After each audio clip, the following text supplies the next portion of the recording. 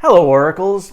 Well, I just got back from watching Thor Love and Thunder with my son. If you guys like Marvel movies, I highly recommend it. My son said it is now his favorite Marvel movie out there. The soundtrack was awesome. Definitely give it 2 thumbs up if you guys want to check that out. So, going back to the Herbert Diess situation, so I got some updated information on this over on Twitter.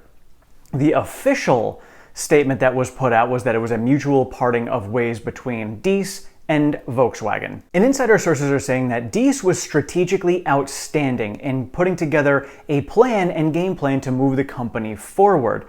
Unfortunately, he was not very good at managing and getting his subordinates to execute that plan that he had. So there was also some discussion about the fact that he was kind of negative about this software situation that they had going on and voiced his opinion without getting to the board and discussing it with them first. So there was kind of a bad taste in their mouth, and the Porsche family was on Diess's side. They liked him, they kept him on board, but have finally gotten to the point where they say, you know what, you're not executing the way we wanted you to, now it is time that we part ways. So now we go back to the thoughts of, well, is Diess going to go and work for Tesla now? We don't know if there's going to be a non-compete clause. He is still technically the CEO through the end of August. And looking at the past history, VW had a situation with another high-level executive back in, I think it was around the 2008 timeframe. Don't quote me on that, not sure of the exact year. But at that time, their contract had gone through a longer time frame, and they stayed on board not in that role. They just basically did whatever VW wanted them to do along that time until the contract expired. Diess technically has a contract that goes through 2025. At that point, he will be 67 years old and will be retiring, or at least that is what he has said he would be doing. So now the question comes down to, is Diess actually going to be staying on with VW for the extent of his entire contract and then retiring? Is he going to step away? Is there a non-compete clause that would say that he can't step away? Lots of questions that we do not actually have answers to yet. If anybody does have answers to these questions, please leave them down in the comments below, as it's something that, could be important for the future. Obviously, from what we have seen, Diess is definitely a fan of supporting EVs moving into the future. So it would be great to have him on board for Tesla, even if it's maybe just a board member. Don't know if that's even possible. So again, we'll just pay attention to this closely and see how it goes. Now, Elon's reaction to this, Holmars over on Twitter had asked Elon what his feeling was on this, and Elon responded with, software is the key to the future.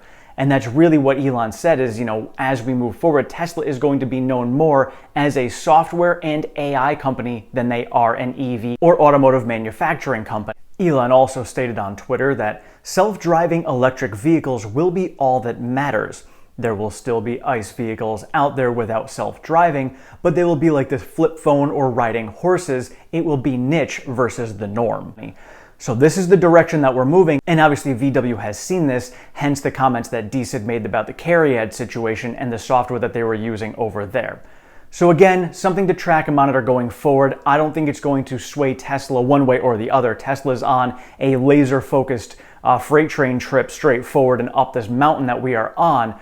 So obviously if we brought Diess on board, I think it could lend a hand in helping, especially when it comes to Giga Berlin and the entire European market. But it's not like Tesla needs him to make that happen. And when it comes to the legacy automotive makers, VW and Diess had said it, and we've heard it from GM and Ford, all have said that they are going to be surpassing Tesla as the leader in EVs by 2025. Well, clearly not all 3 of them can be the leader, but all 3 of them have the exact same goals and strategies in place right now to get there.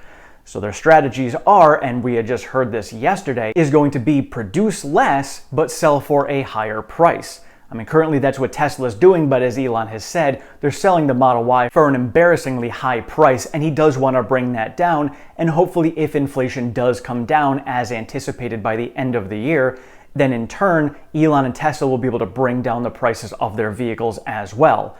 Legacy Automotive, on the other hand, is not looking at this. Legacy Automotive is looking at getting themselves to higher priced vehicles, not as much production. So then I beg the question and say, how are you going to be the leader in 2025 if you aren't looking to ramp up your production as fast as Tesla is? Because right now, I have Tesla slated to be producing and delivering over 4 million vehicles in 2025. Legacy Automotive has their goals at being 2 million each. So that means that Tesla is going to be twice as much as each one of those. So I'm not sure how they're figuring this out. And even so, when we have looked at GM's numbers in the past, based on profitability of all of their vehicles, not just EVs, because they're not even profitable on their EVs, but all of their vehicles, including ICE, means that they need to sell 5 times as many vehicles as Tesla just to meet the same profitability levels. So I'm not exactly sure what they mean by leading, but based on the important numbers like sales and profitability, they don't. Their goals aren't even at the point where Tesla will be. Their goals for 2025 are at the place where Tesla is going to be at the end of 2023.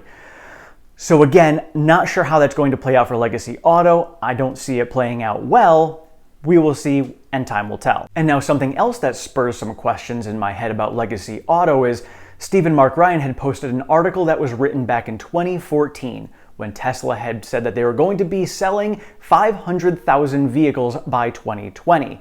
And the article said that that's impossible because manufacturing as they know it cannot do that. That is impossible.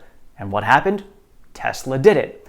So now here we are, Legacy Auto just starting up, and they think they're going to be able to go to 2 million vehicles by 2025, which is half the time frame that they said Tesla couldn't do 500,000 vehicles.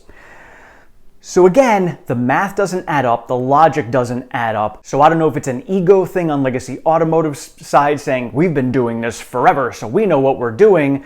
But if they knew what they were doing, then they could do it, and that means that Tesla doing it in 6 years wasn't impossible.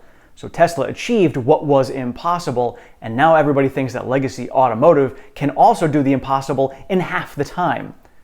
Again, time will tell, but I don't think that this is going to happen for Legacy Auto. I definitely see Tesla being the leader in 2025, still with a massive lead ahead of everyone else. And quite honestly, there is a slim chance that by 2025, Tesla could be larger and sell more EVs in 2025 than VW, Ford, and GM combined. So I'm going to throw that out there as a possibility. You guys can let me know in the comments if you think that's possible. Because realistically, even if they do all hit their goals of 2 million EVs sold by 2025, Tesla could very well be ramping up faster and might hit 6 million. So it's totally possible, but again, let me know your thoughts in the comments. And when it comes to production, we've got Tesla posting over on Instagram videos of the Giga press in action. So I don't know for sure, I didn't see whether it was for the Model Y or the Cybertruck. Maybe it was the one that was over at the convention that Idra was at a few weeks ago, showing off the 9,000 ton Gigapress for the Cybertruck. But either way, this is what has changed manufacturing as we know it. This is how Tesla is able to produce so many vehicles so quickly. And the more of these they get out there, the faster they can produce them. And they're always constantly improving their efficiency when it comes to production. And because they're improving their efficiency, they're already way ahead of Legacy Auto. Legacy Auto is basically working at 2019 and 2020 speeds of Tesla. And now here we are 2 years later, Tesla's already faster than that. It's going to take some time for Legacy Automotive to catch up, even if they do end up getting gigapresses on their own. So again, this just going back to production efficiency, the fact that Legacy Automotive doesn't have these pieces and thinks that they can still do it the old way tells me that there's no way that they can catch up to Tesla. And now going back to Elon saying that software is the key to the future, we look at FSD. This is something that Elon has stated many times this year, that FSD is their biggest focus for this year, and then Optimus, because FSD and Optimus will go hand in hand several years down the road as they start to build that piece of their business up with AI. So, software and FSD, Elon stated that, by the end of this weekend, we don't know if it means this weekend or next weekend, but he says the team is working very hard at getting FSD beta version 10.13 out. So I know many of us are looking forward to version 11, which Elon did say that we were going to see it last February. Obviously, we know the FSD can get kicked down the road a lot of times. We know it's coming, it's just a matter of when at this point. So it's not an if, it is a when. So, I'm hoping that maybe by AI Day 2, they will have, maybe like the inside beta version that they are all using internally. So I'm not sure if that's something they'll have by the AI Day 2. But Elon did say that there's going to be several things at AI Day 2 and show that they are further ahead than many people think. So again, this is where the software piece takes over, and looking at the future down the road, software over the next 3 years is going to really start to stand out when it comes to Tesla, and it'll start to show in their financials. We did see this time around that robo-taxis and future products were listed separately now on the financial statement. So we are moving in this direction. We are getting there. The next step is going to be seeing actual dates that are going to be put on these financial statements. Hopefully we'll see it by Q3 or Q4 of this year, just moving in that direction. So either way, it is a very exciting future for Tesla. We have a lot of things coming up. I think we have a very exciting second half of this year to go. And then next year, we're going to get a lot of new products coming out that are going to be very exciting. But let me know your thoughts in the comments below about Legacy Auto and what they have been saying about getting themselves to be the leaders by 2025. I know many of you on here are Tesla bulls, and there are some of you who are on the other side of the fence and see Legacy Auto as actual true competition coming. I'm just looking at the facts and logic that I see of what their own predictions are and what they have said about Tesla doing the impossible in the past, telling me that I don't know if it's possible, but you guys let me know your thoughts in the comments as to whether you think that competition coming is actually going to affect Tesla's business negatively. Thank you all so much for watching. I appreciate all of your support and feedback. If you have not subscribed, please do so down below. Sign yourself up for notifications. I am over on Twitter at OracleTim1. I share all the latest Tesla news, pertinent stock market information, and all of my daily trades.